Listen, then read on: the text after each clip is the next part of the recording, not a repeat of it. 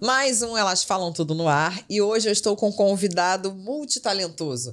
Ele que é chefe de cozinha e também vamos conversar aqui, muito amigo de um dos participantes da Fazenda. Seja bem-vindo, chefe João Marcelo. Ei, Elaine! Ai, obrigado! A gente tá para bater esse papo há quanto tempo, hein? Cancelou e volta essa agenda lotada sua. Nossa, né? Olha quem fala, imagina.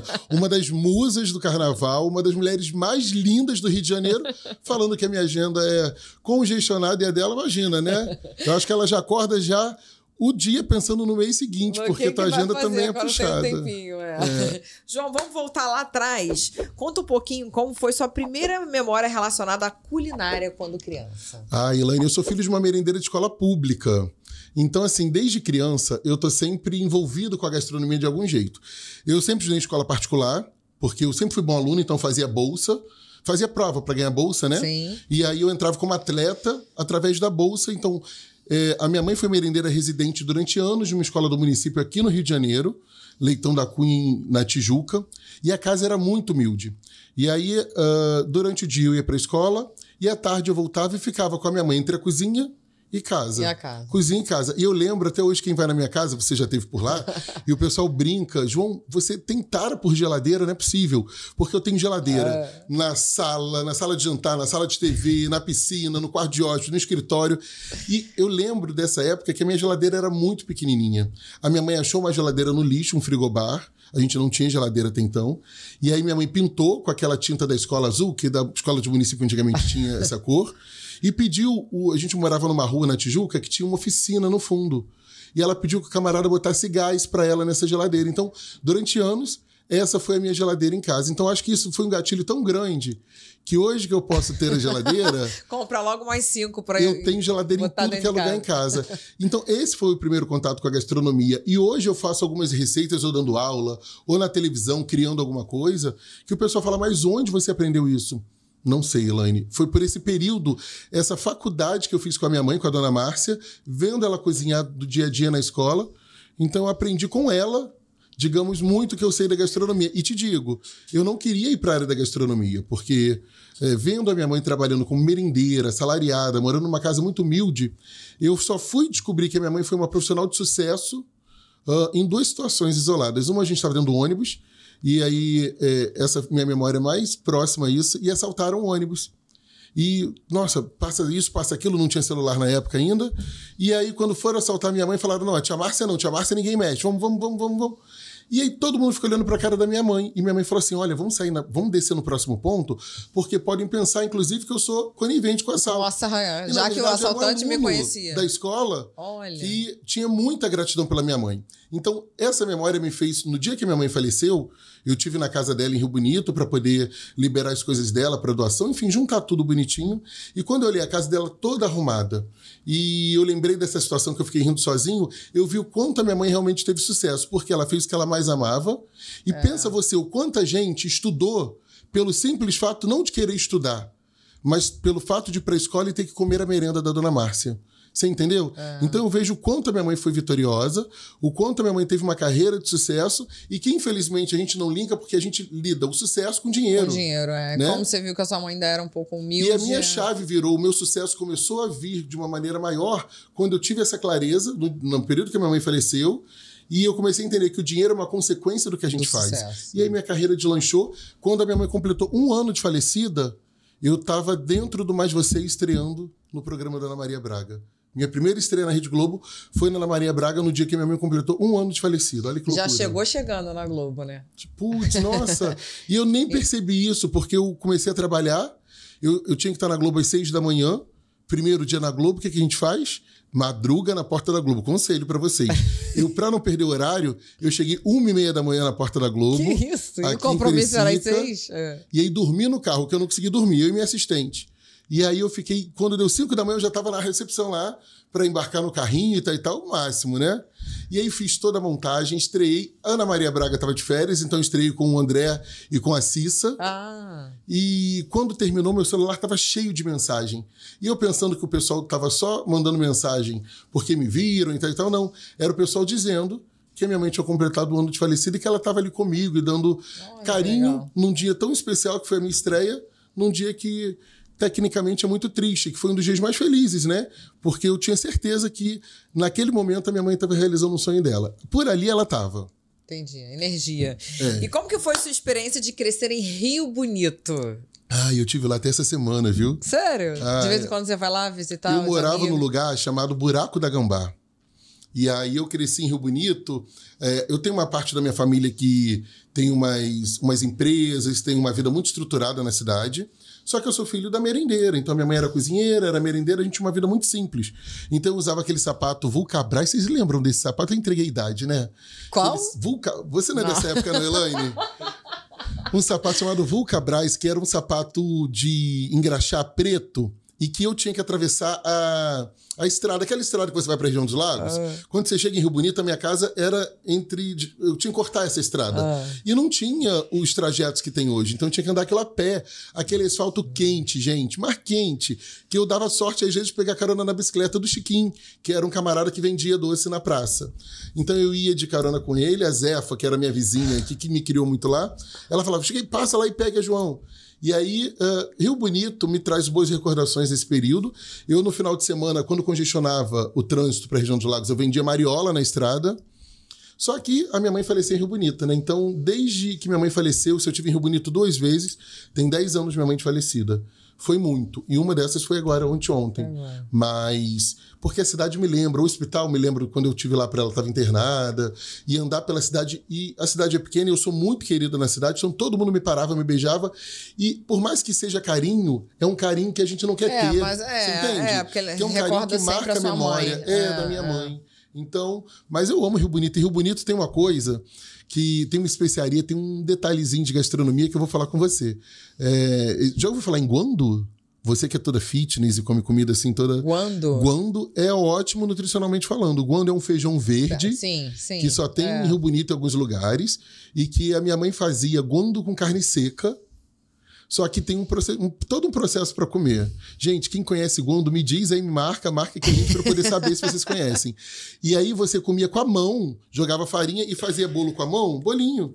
Ia comendo com a mão, guando. Tipo um bolinho. Tipo bolinho índio, de arroz, né? Porque tem uma referência muito... Eu ia até perguntar agora, qual que é o prato que te inspirava, que lembrava da sua mãe? É isso, guando. E um prato que eu lembro muito da minha mãe, um macarrão que minha mãe fazia, que ela usava alho e colorau, somente. Eu adoro. Eu amo sequinho, sabe? Sequinho. Por tempos... Mas espaguete, né?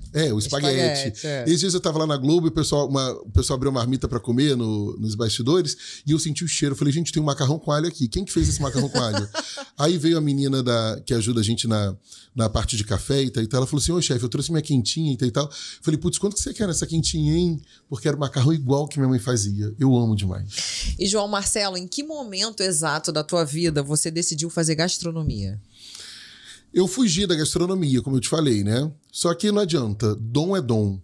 É que nem você com a comunicação. Você vê, você ficou na Band quanto tempo? Fiquei aí 7 quando anos você na pensou Band, que ia se aposentar, tipo, sei lá, agora eu vou ter minha bebê. Aí voltei. Aí, não adianta. É uma cachaça, é destino. Não adianta, é isso. A gente não consegue parar. Não consegue. E aí, eu lembro que eu estava assistindo a RJTV e passou uma matéria. Com 16, 17 anos eu tinha. E minha mãe e minha tia falaram, por que você não vai lá ver esse curso?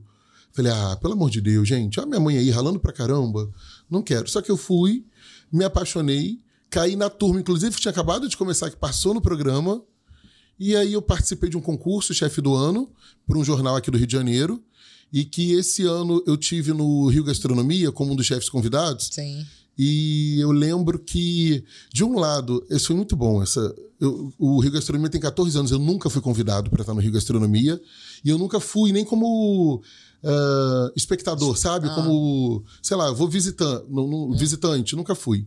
E esse ano o Presunic me convidou, então eu fiz toda a parte do Presunic de gastronomia, como eu faço as propagandas de Instagram e tal.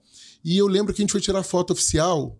De um lado, olha que loucura, isso passa um filme na cabeça da gente, por isso que eu falo que a gente não pode desistir dos sonhos. Por um lado, estavam chefes dos veteranos que foram jurados há 20 anos atrás, quando eu fiz gastronomia, nesse concurso. Então tinha Flávia Quaresma, Claude Troagô, que é um grande amigo hoje, um cara que eu sou apaixonado. Eu conheci ele mês passado. Ele é incrível. No restaurante dele, mesa do lado. Ele é incrível. E a chefe de lá, que é a Jéssica, é uma pessoa assim aquela mão de cozinheira raiz, mas com essa sofisticação do Claude. Sim, é a Jéssica. E aí tava André Tinoco, enfim, tava toda a nata da gastronomia de 20 anos atrás, que perpetua. Claro. E de outro lado a galera assim, professor, grandes nomes hoje da atualidade que foram meus alunos ontem. Então, para mim, foi muito gratificante ter ido para o Rio Gastronomia, porque passou um filme na cabeça do meu período de professor, que foram 12 anos como diretor da Escola de Hotelaria do Governo do Estado, né? E o comecinho, eu cabeludo, de aparelho, com 17, 18, 20 anos, fazendo esse concurso e olhando para esses monstros da gastronomia como se fosse, sabe, aquele primeiro amor.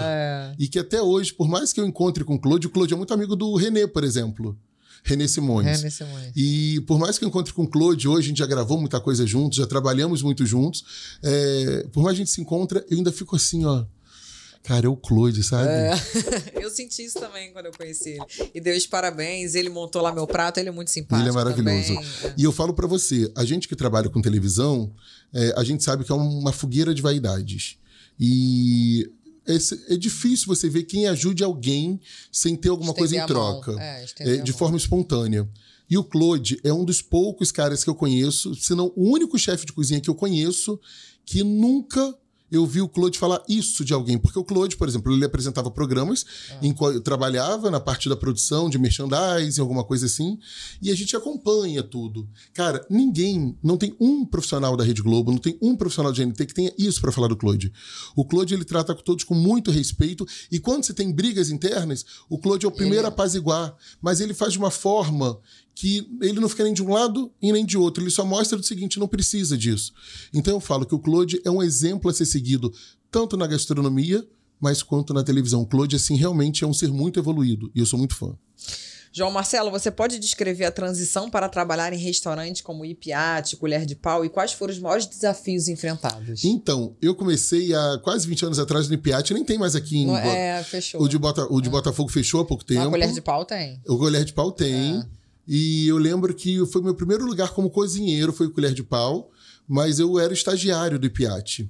Então o Ipiate, da Suzy Clementina, que hoje a Suzy, se eu não me engano, ela é secretária de Cultura de Maricá. Ela tem alguma ligação com Maricá hoje, porque o grande desejo da... A Suzy é igual a Pinar. Você conheceu a Suzy? É uma negra, cara, com cabelo raspadinho, um sorriso lindo.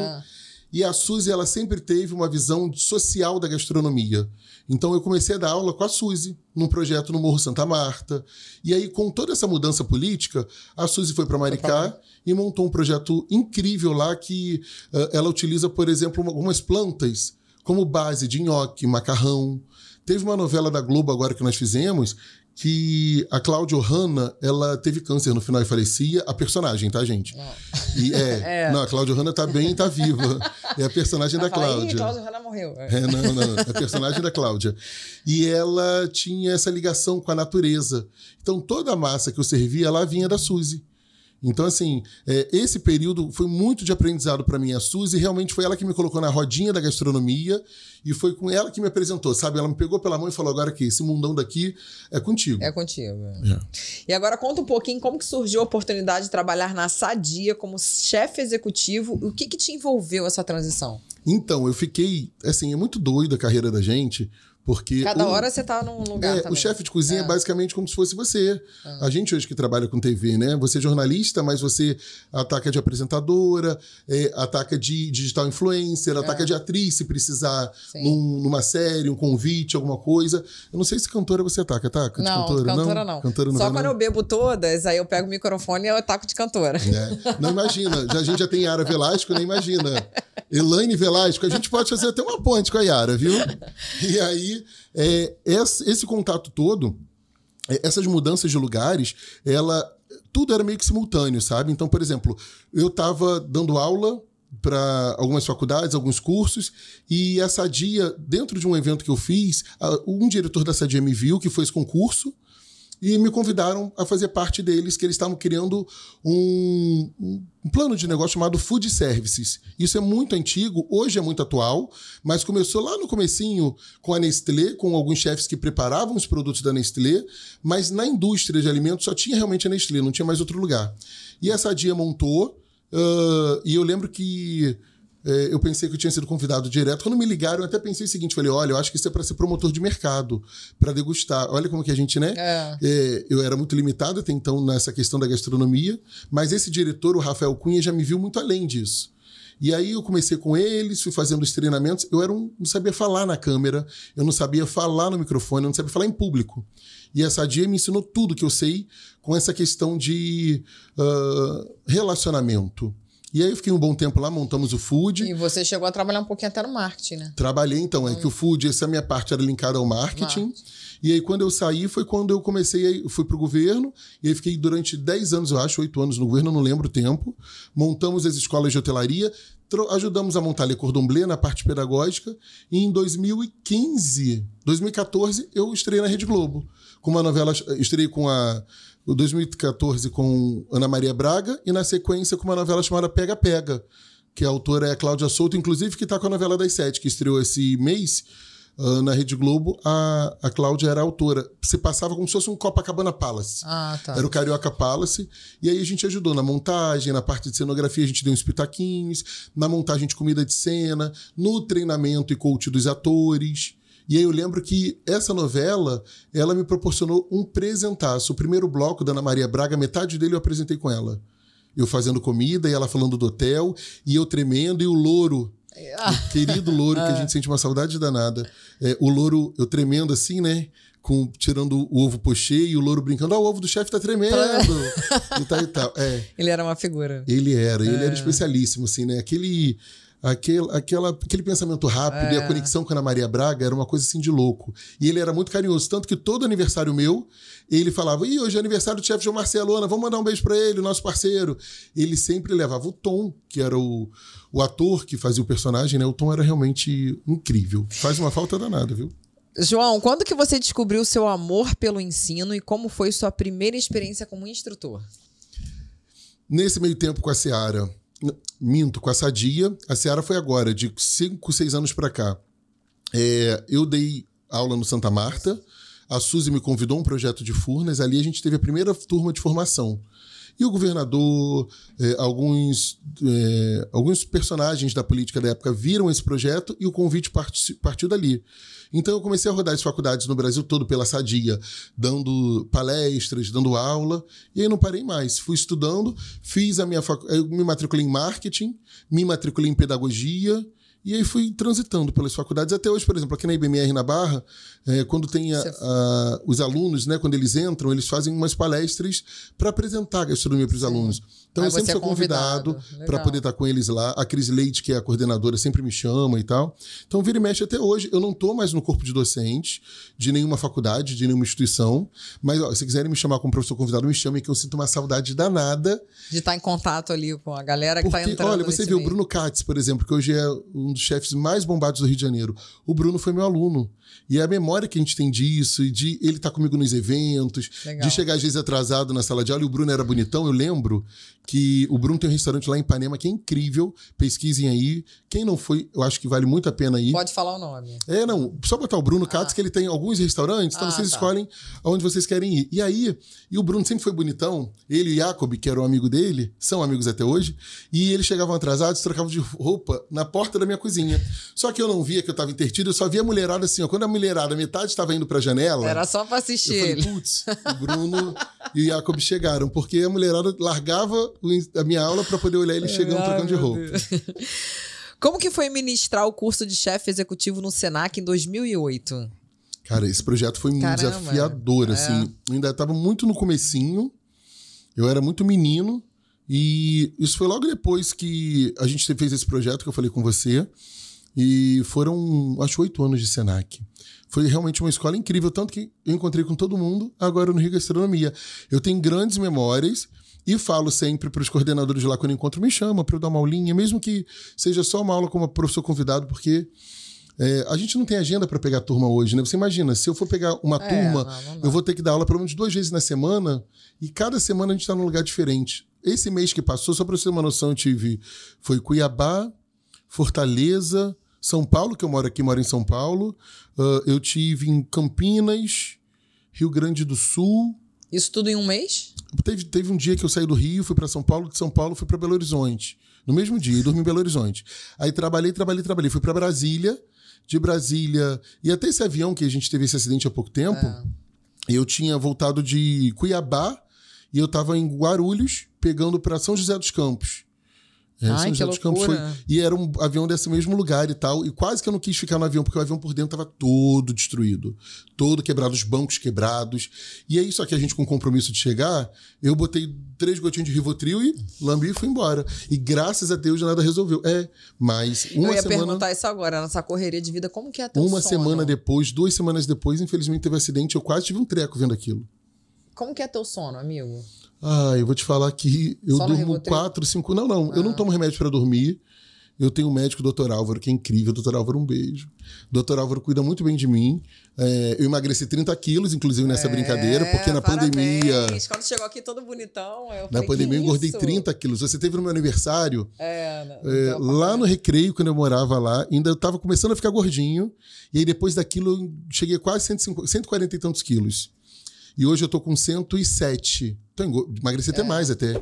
E aí o Álvaro vai me acompanhando. Esse período de emagrecer eu tive uma psiquiatra, a doutora Cláudia, que me acompanhou em tudo. Então foi uma mudança muito séria, sabe?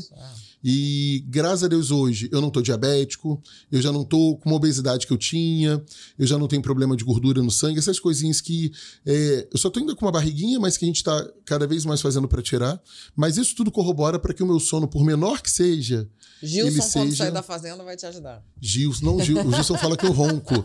Porque, por exemplo, às vezes a gente tá jogando Uno lá às vezes, antes dele entrar pra fazenda, né? A gente tá jogando Uno lá em casa, e aí eu tô com o baralho, daqui a pouco eu faço um... Mentira. Aí, cara, ele falou, ainda vou gravar esse teu ronco, hein? E aí, o que a gente mais gosta de fazer é comer japonês e ir pra restaurante japonês, que tudo tem que consertar, minha filha. Com a internet hoje em dia, eu falo comer japonês, daqui a pouco já vira meme. Então é ir ao japonês e jogar Uno. Ele, Yara Velasco, a gente tem um grupo que a gente sempre se encontra lá em casa para jogar Uno. Como que foi trabalhar diretamente com a Secretaria de Ciência e Tecnologia do Governo do Estado do Rio de Janeiro? Foi uma experiência assim, de trabalhar com a política, é muito louco, né? Eu não sou... Não, e completamente diferente. Você sai da TV Globo, um monte de coisa pra política. Menina, eu vou te falar que assim, as escolas, eu não sabia que o governo do Estado tinha escola de gastronomia pública. Você sabia? Sim. Eu não sabia. E aí, quando eu entrei para conhecer tudo, eu fui visitando as escolas. E aí a gente vai muito no peito e na raça, né? Porque, infelizmente, por melhor estrutura que tenha, eu não era um profissional concursado, né? Então, é todo um processo de aceitação. E eu digo para você o seguinte, um dia desse eu entrei numa comunidade e eu me perdi, e o camarada falou assim, você é o chefe João, não é? Eu falei, você mesmo me ajuda. Ele, não, porque meu irmão foi aluno das escolas que o senhor dirigia, inclusive aquela lanchonete ali do meu irmão, se eu quiser dar um pulinho lá para dar um beijo nele, falar com ele, ele abriu a lanchonete depois das aulas, ele fez salgadeiro na FATEC. Olha que legal. Olha que legal. Então, assim, para mim, eu costumo dizer que eu tenho muito livramento, como esse lance do avião, por exemplo, né? Entre outras muitas coisas que você porque já ajudou a minha mãe, que é minha gurua, a irmã gêmea da minha mãe já é falecida, mas a irmã gêmea dela é minha mãe também. E ela fala pra mim que João, você não tem noção o quantas pessoas oram por você, pela gratidão que elas têm pela sua caminhada, que de alguma maneira linkaram com elas, e que essas orações te livram de muita coisa, de muita gente ruim, de muita maldade, só que eu não tenho essa noção. E eu tenho quando eu encontro com as pessoas, e as pessoas me param, pedem foto. Eu recebi uma mensagem essa semana aqui de uma ex-aluna minha, muito emocionada, que me viu na rua, mas ficou com vergonha de falar comigo, enfim. Isso tudo corrobora para que a gente tenha uma caminhada muito justa, sabe? Muito protegida. Nisso. Lei do retorno, amigo. É isso. O que você faz, o que você planta, a vida te dá. O governo do Estado me proporcionou isso. Ter contato e poder provar. E hoje eu falo isso para todo mundo, em qualquer lugar que eu vá. Eu tive esses dias com o David Brasil na FM Dia, e eles brincaram muito comigo. Porque a comida de chefe é chique. Qual é a tua comida predileta? Eu falei, eu adoro estrogonofe de salsicha. Aí ele falou, nossa, amiga, mas vou te falar. Caraca, nunca comia. É muito bom, eu vou te falar. É muito bom. Estrogonofe de salsicha, e agora tem uma marca que tem uma salsicha defumada. Que, eu evito comer muito então porque... essa a gente vai ter que marcar, porque eu nunca comi estrogonofe de salsicha na minha vida. Nossa, é uma delícia. Eu adoro estrogonofe de salsicha. E macarrão, eu lembro, quando tem salsicha em cima, jogar ketchup e comer. Ai, chefe, mas você é chefe. Mas isso é memória de infância. Mas então, assim, a minha gastronomia ela é muito simples. Obviamente que na televisão, uma cena, o autor pede um prato muito chique, muito rebuscado, a gente vai fazer. Mas o meu dia a dia e a minha gastronomia que me dá prazer é isso. Esses dias... Normal. Mas um arrozinho, feijãozinho, tu gosta também? Eu amo muito, eu adoro minha comida predileta. Fiquei nos Estados Unidos agora uns 2 meses estudando. E aí, quando eu voltei, eu liguei pra minha tia e falei, estou chegando, eu quero comer arroz, feijão, bife com batata frita e uma salada de tomate. Eu cheguei em casa, eu até salivei. E tinha isso para comer. Não como mais nas quantidades que eu comia, porque eu me reeduquei muito. E hoje eu como realmente para me alimentar. Mas ainda como com muito prazer. Você é muito ligado em doce? Esse é o meu problema. Mas o que eu faço? Eu compro bala zero açúcar e deixo nas bombonières lá em casa. De noite, que é a hora do açúcar, eu vou para essas balas e mastigo umas 10. Fico saciado e vou dormir. Mas qual que é o teu doce preferido? Eu vou te falar que tem a Rosana Benatti, ela tem uma conhecida minha, ela tem um empório em Campo Grande. Ela faz um bolo de banana e um bolo de laranja que eu fico doido. Agora, o meu doce predileto na vida, tem uma chefe que faz muito e a Rosana faz igualzinho, que é um bolo de gelado de coco. Eu gosto daquele que é tipo um rocambole, que vende muito em Recife. O bolo de rolo. Bolo de rolo. Eu amo goiabada. Nossa, goiabada é vida, né? Adoro. Eu adoro goiabada. Também. E Natal, por exemplo, eu faço tender e eu faço molho de goiabada. Adoro. Fica maravilhoso. Adoro. Goiabada é vida. Como que foi o convite agora do André Contrô para participar da elaboração da montagem pedagógica do Le Cordon Bleu no Rio de Janeiro em 2015? Foi, então. Eu estava no governo do estado e aí já estava todos os trâmites bonitinhos para a Le Cordon Bleu sair, mas precisava de uma ponte, de um link com a parte pedagógica de Paris com o Rio de Janeiro. Então nós fomos a Paris e... Posso falar, eu puxei do meu bolso, tá? Eu falei, cara, eu vou, é um desafio, preciso ver de pertinho. Em vez de a gente só trocar e-mail, eu falei, não, eu compro a passagem e vou pra lá. E foi eu e Suzy, e ficamos um bom tempo lá em Paris, depois em Londres. Ele nos recebeu, assim, pessoalmente, porque o André Contrô, que é o dono da Le Cordon Bleu, ele é igual cabeça de bacalhau. Você sabe que existe, mas ninguém nunca viu. Nunca vi. Você só vê ele em foto. Teve com a Meryl Streep, quando ela fez um filme que passava na Le Cordon Bleu, eles têm essa foto e tal. Mas você não vê o André. E, nossa, ele foi uma fofura. Recebeu a gente em Paris. Na sequência, fomos a Londres, recebeu a gente em Londres. Eles levou a gente para jantar num dos restaurantes dele, que, nossa, só tinha gente no restaurante. Eu desconfio que ele fechou o restaurante para receber a gente. Mas eu não posso falar porque eu não tive essa cara de pau de perguntar. Mas num dia de semana, o restaurante mais badalado de Paris, num dos hotéis, só tinha gente no restaurante. Eu tenho essas fotos, eu guardo com muito carinho. Então, assim, foi um mega de um aprendizado. Você entrar pela Le Cordon Bleu, pela porta da frente, não só como aluno, mas como profissional, e ter esse respeito dos profissionais de lá, isso para mim foi um divisor de águas. Foi muito, muito legal. Hoje eu não tenho nada a ver com a Le Cordon Bleu. Se você entender, depois que eu fiz esse trabalho, a Le Cordon Bleu abriu, e eu nunca tive na Le Cordon Bleu, também nunca nem me convidaram. Mas eu me sinto muito honrado. Eu tenho hoje comigo um dossiê da Le Cordon Bleu, sei lá, de toneladas, assim, no meu escritório. Eu guardo com muito carinho, porque isso faz parte de uma história muito incrível. Porque podem falar o que quiser, sabe? Mas o governo do Cabral, ele proporcionou para a gastronomia algo que nunca se teve no Rio de Janeiro. Então, gastronomia e turismo. Então, você imagina, rapaz, um rapaz de comunidade que não tem dinheiro, às vezes, para ir para a escola, porque na minha época, quem não tinha dinheiro botava a blusa do município para tudo, para entrar pela frente no ônibus, né? Não tinha nem BRT na minha época. E aí você pensar que esse camarada estuda numa escola pública e ele ganha uma vaga para fazer uma Le Cordon Bleu. Nossa, isso antes era inimaginável. E só para você ter uma noção, se você pagar passagem, hospedagem, se você pagar o curso da Le Cordon Bleu, alimentação, você não gasta menos de 60 mil reais, 70 mil reais para estudar na Le Cordon Bleu. Então, assim, eu acho que foi realmente um divisor de águas, não só para a formação de mão de obra, mas para a cidade do Rio de Janeiro, para o estado do Rio de Janeiro como um todo, sabe? Acho muito legal. João, o que te motivou a fundar o escritório de gastronomia Chefe João Marcelo em 2010? Então, tinha-se uma demanda de buffet que eu até então não queria fazer. Para festas? Para festas. Eu lembro que você chegou a comentar isso comigo, antes de eu casar. Foi, é verdade. Eu falei, que tal você fazer os pratos do meu casamento? Foi, verdade. E aí eu lembro que a minha mãe sempre trabalhou com comida e eu falei, cara, o sonho da minha mãe era ter uma casa com ar-condicionado, fogão e televisão. A gente era muito pobre, então... E essa gastronomia de eventos começou a fazer com que minha mãe conquistasse isso. Então a minha mãe me ajudava. Eu lembro que eu fiz uma vez uma festa do Botafogo, no Clube do Botafogo, ali em Botafogo mesmo, do lado do shopping. E eu sozinho fiz todo o transporte do material, richô, panela, prato, copo. E eu lembro quando eu voltei dirigindo, nossa, eu me lembro como se fosse hoje. O meu olho só que aparecia assim para poder olhar o trânsito, que era de madrugada, na verdade. Porque era tanta coisa no carro que não tinha espaço, visibilidade. E com o escritório de gastronomia, a gente foi realizando sonhos.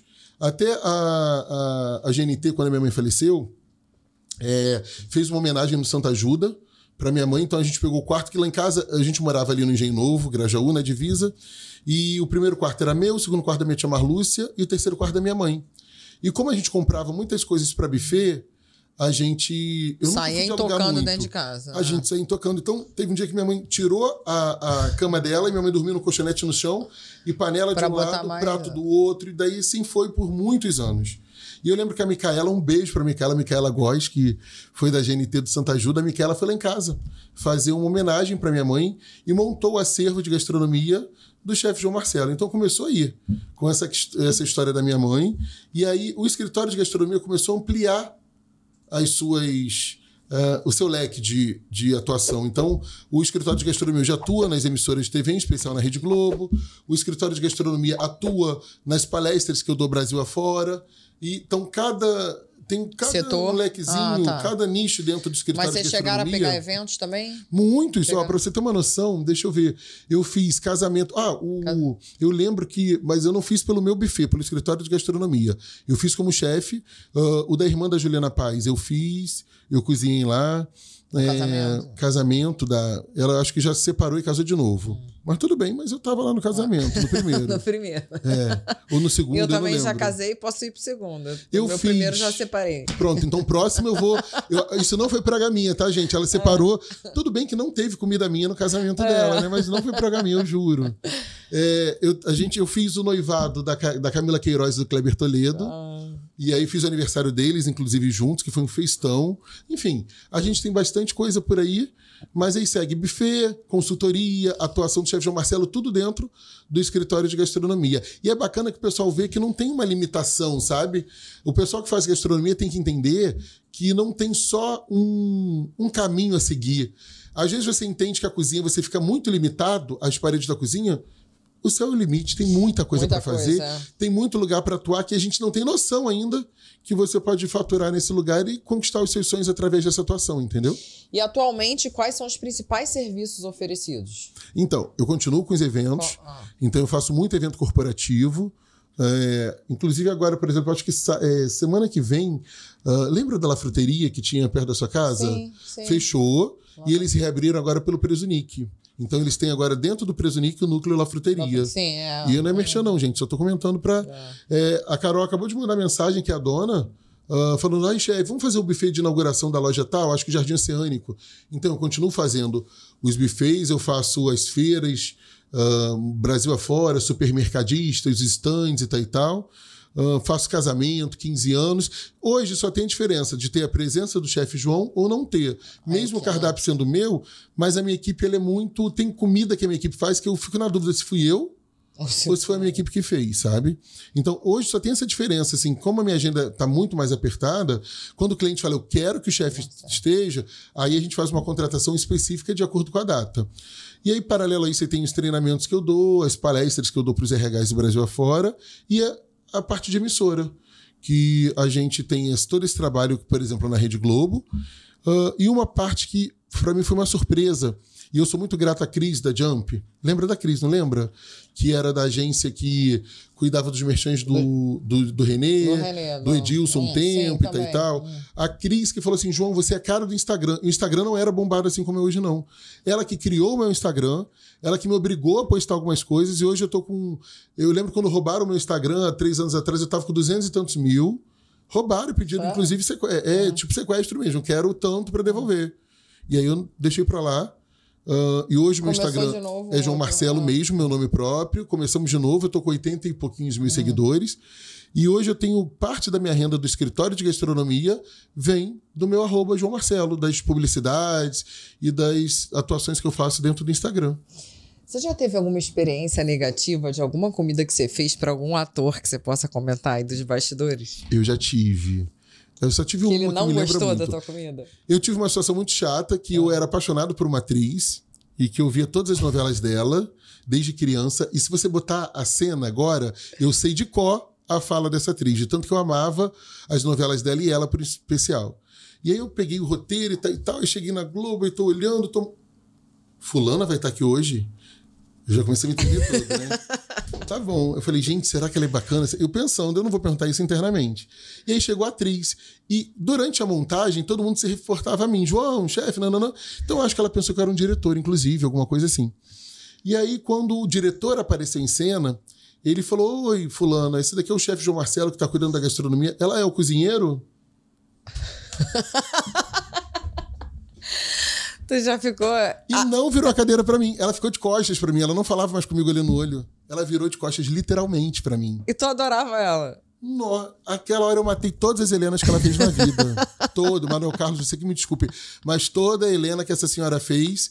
E aí depois ela fez uma sessão de situações desafiadoras que eu falei, agora eu entendi, eu acho que ela não estava muito bem.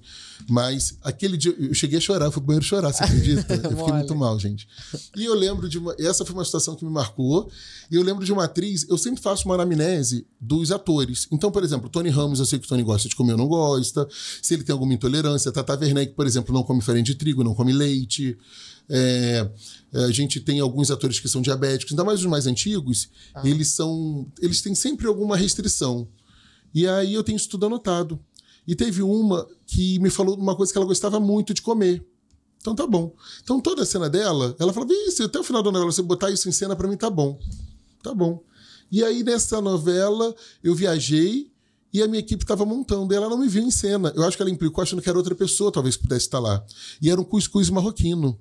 Gente, ela fez uma cena, literalmente em cima da cena, dizendo que não iria comer aquilo, que aquilo estava azedo, que não, fresquinho, não tem como a gente não servir, porque a gente tem copa, tem cozinha, tudo para montar bonitinho. Mas ela fez uma cena que eu recebi um e-mail, não estava atendendo telefone, que eu estava numa gravação no Sul, eu só recebi um e-mail que apareceu da minha produtora de arte falando, chefe, volta, pelo amor de Deus. E no grupo da novela ficou a pegadinha de que pimenta no... Como que é? Pimenta no cuscuz dos outros é refresco. E aí ficou essa piadinha, essa brincadeira, mas essa foi um desafio. Tanto que depois eu mostrei, eu falei, gente, mas na anamnese ela botou que, e se você olhar as cenas que ela tinha, mais ela comia era cuscuz. Mas naquele dia ela não queria cuscuz. Então a gente nunca mais serviu cuscuz. Fazer o quê? E nunca mais eu fiz cuscuz pra nenhuma cena. João, como que você define a visão de mercado na gastronomia e qual a sua importância para um chefe e um empresário? Ai, olha, isso daí é assunto muito sério, porque hoje em dia as faculdades, elas meio que como é que eu posso dizer? Elas fabricam chefes. Isso é uma inverdade, sabe? Você não sai da faculdade um chefe de cozinha. Você sai da faculdade um tecnólogo em gastronomia, um técnico, enfim. Você sai com uma visão de negócio voltada para a gastronomia, mas que tem um leque de opções que não necessariamente você precisa ser um chefe. Você pode ser professor, empresário, investidor, ator com foco na gastronomia, porque quem tem programa de televisão, meu amigo, se não fizer um curso de teatro, se não fizer uma formação, não consegue apresentar e ter assunto. Um pouquinho de tudo. Porque imagina você ficar 40 minutos fazendo uma comida sem ter assunto, sem ter aquele savoir-faire para poder tocar o programa, entendeu? Eu tenho pena do editor de um camarada desse, porque o cara vai editar a cada 30 segundos a imagem. Então, assim, você tem tantas opções. E a gastronomia, cada vez mais, ela está numa crescente que eu acho que se você tiver foco, responsabilidade e você entender qual é o teu papel, sabe? Tipo, quem sou eu no jogo do bicho? Então você entender se você é líder, se você é liderado, e não é vergonha pra ninguém, Elaine, ser liderado, claro. E não engrandece ninguém ser líder. O grande lance é você entender em qual casinha você se preenche, se encaixa. Então, assim, você entendeu isso, já é meio caminho andado. E respeitar as suas vontades, seu tempo. Cada um, a roda gira de um jeito. Ninguém é tão rápido quanto o outro, ninguém é tão devagar quanto o outro, cada um de um jeito. Se todo mundo quisesse ser dono, o que seria dos funcionários? Se todo mundo quisesse ser funcionário, teria que ter um dono. E você vê, por exemplo, a Xuxa, né? Com essa polêmica toda de Paquitas e tal. A Xuxa, ela só foi a Xuxa porque teve a Marlene Matos. Mas a Marlene Matos só foi a Marlene Matos porque tinha Xuxa. A Marlene Matos não nasceu, por exemplo, para apresentar. Depois que elas se separaram, deu ruim para as duas. As duas. A gente segue amando a Xuxa, mas eu sigo amando a Xuxa, independente das escolhas dela, do caminho, porque a minha memória com a Xuxa é muito grande. Mas a Xuxa, ela só foi a Xuxa porque tinha Marlene Matos e vice-versa. Então, assim, e eu, por exemplo, uma das minhas diretoras é uma Paquita, foi uma Paquita, né, que é a Catu. E eu falo pra você que a Catu, ela é diferenciada de todos os diretores que eu já trabalhei, porque a Catu, ela tem uma tolerância e um respeito que a gente vê muitas poucas vezes para quem trabalha com uma direção. Ela é uma executiva da Rede Globo, né? Então, várias novelas, assim, a novela das 7, se eu não me engano, que está no ar, que também é da Cláudia Souto, a Catu é uma das diretoras. Então, assim, como você aprende com a Catu? Ela tem paciência de explicar, ela tem carinho em explicar e ela defende a equipe dela igual uma leoa, sabe?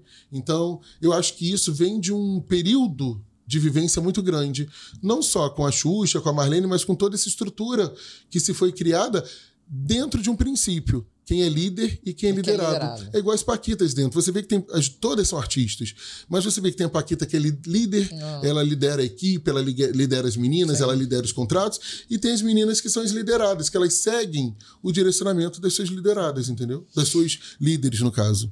Quais são os seus planos futuros para o escritório de gastronomia?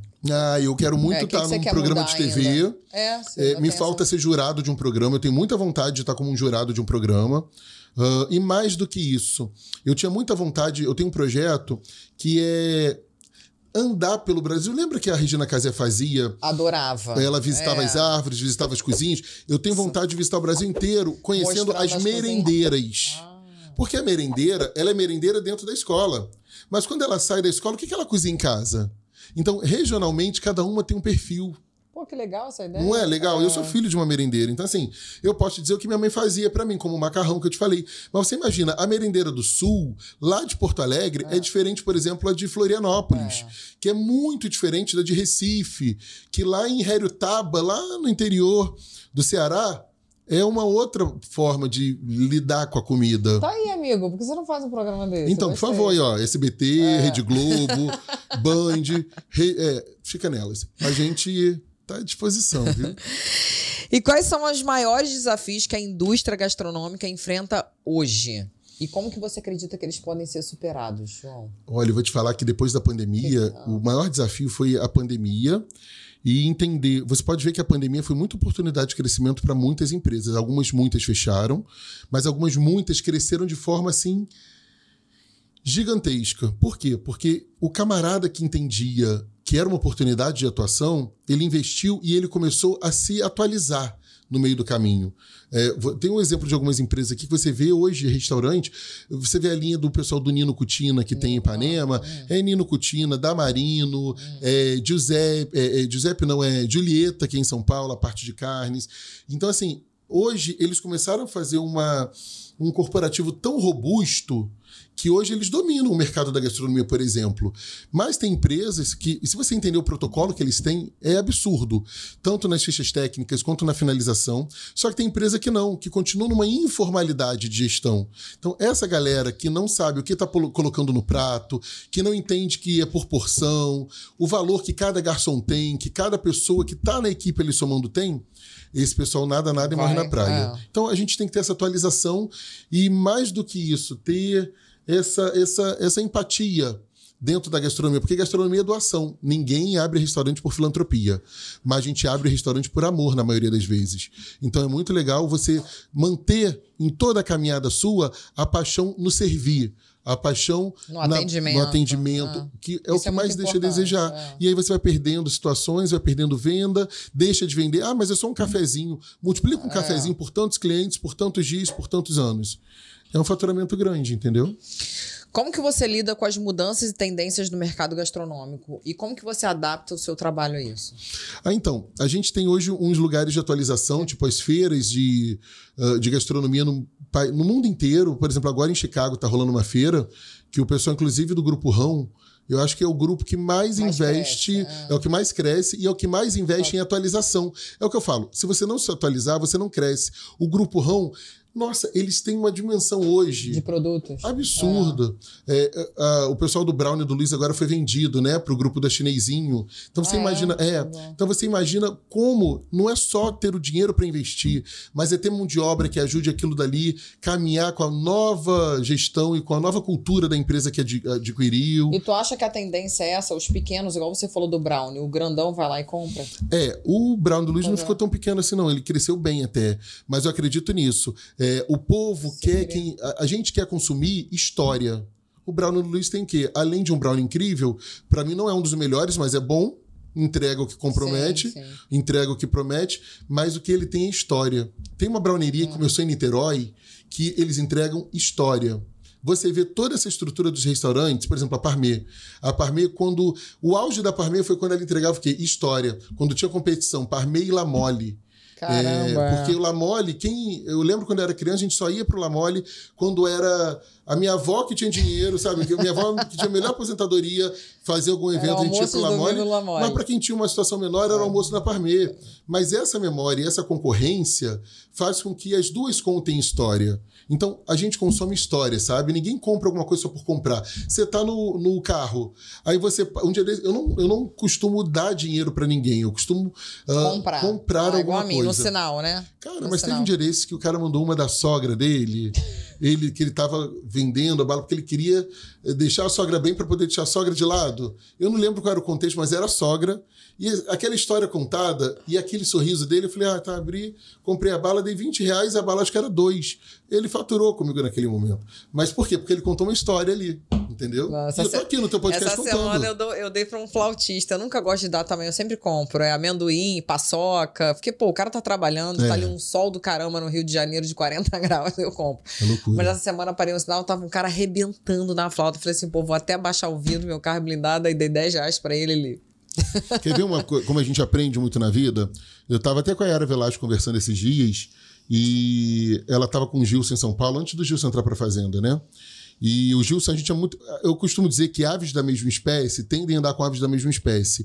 E nessa hora, a gente tem alguns detalhes que você entende como que você se reconhece no outro.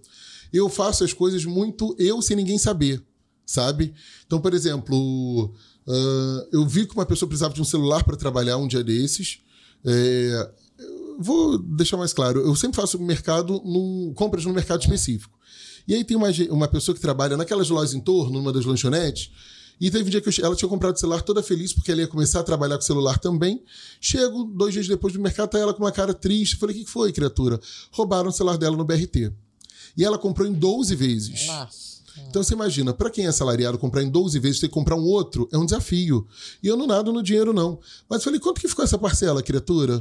Aí ela falou assim, ficou em tanto. Eu falei, não dá para você comprar um outro? Ela, ai, chefe, não tem como. Com o que a gente ganha, paga o aluguel, transporte de filho para a escola? Passou. Eu tava com dinheiro para pagar as compras em dinheiro, sabe? Que eu tinha sacado. Eu falei, eu vou usar esse dinheiro que tá aqui. Eu acho que era 400, 500 reais, uma coisa assim, para pagar as compras. E, cara, esse valor era metade do celular dela. Aí eu fiz as compras todas, paguei no cartão, voltei e falei assim, tá aqui, botei um embrulho no papel, falei, depois você abre, depois você me diz que foi. Nossa, eu voltei no dia seguinte, ela chorava, agradecida. Legal. E, na verdade, eu não fiz aquilo por uma gratidão dela, eu fiz aquilo porque, se fosse o contrário, era o que eu esperava que alguém fizesse por mim. Lógico. E o Gilson tava com a Yara no shopping, essa história pra mim foi muito legal. E a Yara, eu sei que eles estavam conversando alguma coisa e tal, a gente tava no telefone e a Yara falou assim, o Gilson sumiu aqui no shopping. Aí, daqui a pouco, volta a Yara e fala assim, João, o Gilson não tinha sumido no shopping, não. Ele tinha visto 2 meninas da limpeza conversando, falando alguma coisa sobre comida. Que eu acho que eu não tinha levado marmita. Ele ligado.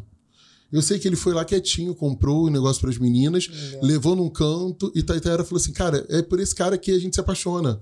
Porque, tipo, imagina, o cara, ninguém pediu nada a ele, mas ele ligado no ser humano, foi lá e fez, porque tava ligado no entorno, sabe? E eu acho que é isso. A gente tá ligado no entorno e isso vai de encontro muito ao que eu faço. De você ver situações e... Eu lembro que eu saí do Camarão, às vezes com o risoto de camarão para levar para casa, aquele risoto de camarão do Camarão é incrível, né? Acabava encontrando alguém na rua. E uma vez, várias vezes, a gente tava ali em frente ao Quintas do Rio, e aquela meninada toda, cara, quando eu pegava, dava as quentinhas, cara, o tio do camarão, já até sabia. Ele já reconheceu meu carro falando, tipo, não pediam um camarão, mas a alegria deles, comendo, eu vi pelo retrovisor, eles já abriam, sentavam. Onde o cara vai comer um camarão fritinho daquele igual do camarão? É maravilhoso. Tão cedo ele não come um daquele. João, quais chefes ou figuras da culinária te inspiraram ao longo da sua carreira? Eu tenho 2 que eu amo de paixão. Flávia Quaresma, que Flávia Quaresma para mim é um exemplo. É uma mulher que veio da gastronomia naquele comecinho onde a mulher não era respeitada, até então como chefe. Ela sempre era uma cozinheira e tal. E o Claude Troagot, que eu vi o Claude muito me emociona. E a história do Claude é muito parecida com a minha, com a questão de mãe e avó estarem cozinhando e tal. O Claude é um coração. Claude, eu já falei pra você várias vezes, mas eu falo em público. Eu amo o Claude de paixão. Pra você ter uma noção, nós entramos na casa do BBB esse ano. Todo ano a gente faz alguma coisa juntos, mas esse ano nós entramos na casa do BBB. E não tem... eu não escondo de ninguém as minhas escolhas, né? Não é nem escolha, né? A minha filosofia de vida... a gente não escolhe quando nasce, né? Então, o Claude é claro para todo mundo. Eu tendo muito latente o público de LGBTQIA+, que é o que eu pertenço, inclusive. E a gente estava dentro da casa e brincando e tira foto e faz. E o Claude falou assim, vamos para a cama do líder. E essa coisa eu nunca mais me esqueci. E aí me joguei na cama. Ele falou, eu vou tirar foto. Não, ele sentou numa cama seguinte, aí ele falou para uma pessoa que tava, deita ali do lado do chefe pra gente tirar foto. A pessoa, eu não. Mas a pessoa me olhou com um olhar de reprovação, do tipo, como é que eu vou sentar do lado de um gay, numa cama, vou tirar foto, vão falar, ok. O Claude, na hora, assim, ele percebeu que eu fiquei incomodado, mas eu também não falei nada. O Claude, sem nenhum titubear, levantou e falou assim, não, quem senta do lado do chefe João sou eu. Sentou do meu lado, me agarrou, me beijou, tirou foto de cabeça junto, jogou a perna em cima. Isso não tem preço. Essa visão que o Claude tem do ser humano transcende qualquer carreira na gastronomia, na televisão, porque o Claude, ele é muito... Tudo que ele tem é merecido, porque ele é incrível. Eu sou realmente apaixonado pelo Claude. E já você como chefe, eu vou te presentear com 2 rodízios da melhor churrascaria do Rio de Janeiro, Barra Rio. Eu adoro. Você gosta de uma carninha, amigo? Nossa, eu adoro. Eu sou carnívoro demais da conta. E no processo de emagrecer, a gente come mais carne do que qualquer guarnição, né? Então, nossa, eu vou muito. Se eu tirar xerox aqui... vai 2, vira 4, 4 vira 6. Só tirar cópia? Não, porque tem a assinatura do gerente aí dentro, tu vai ver. Mas vou fazer uma amizade com esse gerente. Eu falando, eu sou muito amigo da Elaine. Givanildo, um abraço. Pronto, Givanildo. Me aguarde aí, hein, Givanildo. Amigo, e que conselho você daria para os jovens que estão começando agora na carreira de gastronomia e se inspiram a se tornar chefes renomados como você? Cara, eu acho que tem que investir muito na carreira, estudo, leitura. E eu faço até hoje isso. Todo trabalho que eu sei que tem alguém que já atua nessa vertente, eu adiciono 5 principais mais atuantes nessa vertente no Instagram, sigo eles em tudo. E observo o jeito deles falarem, deles lidarem. E isso já para mim é um laboratório incrível. Então, assim, entender que gastronomia é igual medicina, ela é tão importante o quanto, mas não adianta, não existe ninguém melhor do que ninguém. O camarada, todo mundo é clínico geral. Só que quando você faz especialização, um é cirurgião plástico, o outro é oftalmologista, o outro é endócrino. Então, assim, não tem... Como você vai falar que um médico é melhor do que o outro, se cada um está na sua especialização? Então, é entender que não existe ninguém melhor do que ninguém. Existe cada um com a sua história, e existe cada um com a sua com o seu dom dentro da vertente que escolheu. Eu sou cozinha brasileira, mas o outro é de cozinha francesa, ele é muito mais chique. Não tem isso. Não, você entender, e o que eu falo sempre, entenda no caminho se você é líder ou liderado. Isso já facilita demais a escolha de vocês no caminho. Porque não adianta um líder ser liderado, que ele vai sempre estar ali sendo tolhido e frustrado, e o liderado tentando ser líder, nada vai para frente. Ele vai nadar, e morrer na praia. Então, esse é o primeiro caminho, é entender, se conheça, faça essa autoanálise meio que diária, sabe? E quando sair para a escola, para a faculdade, para o trabalho, pergunta o que você espera de você naquele dia, o que você quer com aquele dia. Porque isso impacta demais nas frustrações que você pensa que você vai chegar no restaurante. Normalmente quem se forma, boa parte das pessoas, já quer sair para o salão, receber os clientes e tal e tal. E quando você dá de encontro com a verdade nua e crua, você está lá dentro cortando cebola, limpando o chão, areando panela. E não é o que você esperava inicialmente. Então, por isso que muita gente larga no meio do caminho. Então, por isso que eu acho que você tem que fazer esse exercício diário. Aonde você está, aonde você estava e aonde você quer chegar. Isso é um exercício diário e facilita demais. Amigo, adorei te receber aqui. Já acabou, gente! E a gente tem muita coisa para falar. Muita coisa para falar, eu já vi que vou ter que fazer um churrasco. Não, vamos fazer o seguinte, eu quero te convidar para o Barra Grill, para jantarmos no Barra Grill e colocarmos o assunto em dia. Vamos marcar um almoço lá. Obrigada por ter Obrigado vindo, você. E, ó, Gilson, eu sei que você está aí na fazenda. Minha torcida é tua. A gente está aqui com o coração na mão, torcendo e fazendo de tudo para você sair daí com esse título de campeão da Fazenda 16 aí na Record, viu? Tá todo mundo junto com você, hein? Isso aí. Galera, e lembrando que na próxima quinta-feira temos um novo episódio para você que ainda não entrou. Entre aí, se inscreva no canal, ative o sininho para receber as notificações. Beijo e até a próxima.